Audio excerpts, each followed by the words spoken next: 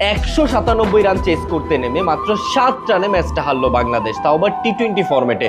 বলছিলাম বাংলাদেশ ভার্সেস অস্ট্রেলিয়ার দ্বিতীয় টি-20 ম্যাচের কথা। এই ম্যাচটা হারার সাথে সাথে বাংলাদেশ টি-20 সিরিজটাও হেরে গেল। যদিও ওডিআই সিরিজে আমরা অস্ট্রেলিয়ার সাথে জিতেছিলাম 2-1, বাট টি-20তে আনফরচুনেটলি প্রথম দুই ম্যাচের দুইটাই বাংলাদেশ হেরে গেল। প্রথম ম্যাচটাতে আসলে বাংলাদেশের ব্যাটিং, বোলিং, ফিল্ডিং কোনো কিছুই ভালো ছিল না, বাট দ্বিতীয় ম্যাচটাতে বোলিং তেমন একটা ভালো না হলেও ব্যাটিংয়ে কিন্তু বাংলাদেশ বেশ ভালো একটা অবস্থানে ছিল। মোটামুটি একটা অবস্থা পর্যন্ত 13 ওভার পর্যন্ত মনে হচ্ছিল বাংলাদেশ ম্যাচটা ইজিলি জিতে যাবে, কারণ পিচ যেহেতু খুবই ভালো একটা পিচ ছিল ব্যাটিং এর জন্য, বাংলাদেশের ব্যাটসম্যানরাও ভালো একটা শেপে ছিল। 13 ওভার পর্যন্ত বাংলাদেশের ব্যাটসম্যানরা যথেষ্ট ভালো খেলতেছিল, বাট 13 ওভার 14তম ওভারে যখন ইমনের উইকেটটা পড়ে গেল, তারপরই যেন বাংলাদেশ একে একে উইকেট বেলে দিয়ে আসলো। ইভেন আমি একজনকে বলতেছিলাম ও ম্যাচ চলাকালীন সময়ে 7 বা 8তম ওভারের সময় যে বাংলাদেশ এখন যে অবস্থানে আছে এবং পিচ যেভাবে বিহেভ করতেছে, বাংলাদেশ যদি দেখে শুনে খেলতে পারে তাহলে খুব ইজিলি 197 রান চেস করেও বাংলাদেশ এই ম্যাচটা জিততে পারবে, যদি না বাংলাদেশের ব্যাটসম্যানরা খুব বাজে শট খেলে উইকেট বিলিয়ে দিয়ে না আসে। এবং সেইটাই হয়েছে।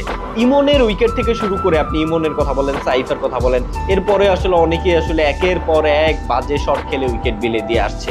যদি এটা না হতো তাহলে 197 রান চেস করেই হয়তো বাংলাদেশ ম্যাচটা জিতেই যেত। ইভেন ম্যাচ কিন্তু বাংলাদেশ অনেক ক্লোজ চলেই গেছিল, মাত্র 7 রানে ম্যাচ হারছে, তাও আবার শেষ সময়ে সাকলাইনের কারণে। কারণ সাকলাইন হচ্ছে 19তম ওভারে অনেকগুলা বল ডট দিছে, যেই ডটগুলা সাকলাইন না দিয়ে যদি ওই সময় তৌহিদ হৃদয় স্ট্রাইকে থাকতো তাহলে হয়তো ম্যাচের রেজাল্ট অন্য কিছু হইতে পারতো, বাট আফসোস যে আসলে ম্যাচটা আমাদের ফেভারে যায় নাই আলটিমেটলি। সাকলাইনের কথা যদি বলতে যাই তাহলে প্রথম ম্যাচ আর দ্বিতীয় ম্যাচ দুইটা ম্যাচে সাকলাইন ফ্লপ ছিল, এবং আমার কাছে মনে হচ্ছে যে সাকলাইন যথেষ্ট ভালো একজন প্লেয়ার, এটা ঠিক আছে, বাট ইন্টারন্যাশনাল সার্কিটে আসার জন্য বা খেলার জন্য সাকলাইনের হয়তো আরো একটু সময় প্রয়োজন, আরো একটু ঘষা মাজা প্রয়োজন। বোলিং এ আজকে বাংলাদেশের তেমন কেউই ভালো পারফর্ম করতে পারে নাই এক্সেপ্ট নাসুম আহমেদ। ব্যাটিং এ টপ অর্ডারের প্রায় সবাই রান পাইছে, তামিম, সাইফ, ইমন, শেষে তাওহিদ হৃদয় সবাই রান পাইছে, বাট তারপর আসলে ওই যে লাস্ট মোমেন্টে উইকেট বিলিয়ে দিয়ে আসার কারণে এবং সাকলাইনের ওই অতগুলো বল মিস করার কারণে বা ডট দেওয়ার কারণে আলটিমেটলি ম্যাচটা আমাদের হাত থেকে ছুটে গেছে। বাট ইটস ওকে, অ্যাটলিস্ট প্রথম ম্যাচ থেকে দ্বিতীয় ম্যাচটাতে বাংলাদেশ ভালো খেলছে, যদিও দ্বিতীয় ম্যাচে বাংলাদেশ জিততে পারে নাই,